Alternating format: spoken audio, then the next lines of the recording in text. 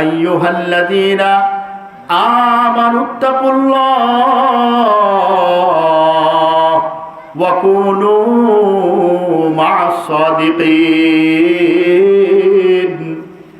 আল্লাহ রাব্বুল আলামিন বলেন, হে ঈমানদারগণ, তোমরা আল্লাহ রাব্বুল আলামিনকে ভয় করো এবং তোমরা সৎ কর্মশীল বান্দাদের সাথে তোমরা থাকো।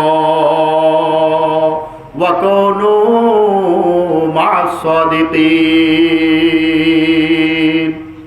তাহলে এক নম্বরে আল্লাহ রাব্বুল আলামিন বলেছেন আল্লাহকে ভয় করার জন্য, কারণ আল্লাহকে ভয় করা হলো সব কিছুর মূল। আপনি যখন আল্লাহকে ভয় করবেন, আপনার ভয়, আল্লাহর ভয় যখন আপনার হৃদয়ের মধ্যে থাকবে, তখন কোনো গুনাহের কাজ করা কখনো আপনার মাধ্যমে সম্ভব হবে না। কোনো গুনাহের কাজ কখনো আপনার মাধ্যমে সংগঠিত হওয়া এটা বড় কঠিন হয়ে যাবে যদি আপনার দিলের মধ্যে আল্লাহর ভয় থাকে। আমাদের দমদমার কোব্বাত সাহেব রহমতুল্লাহ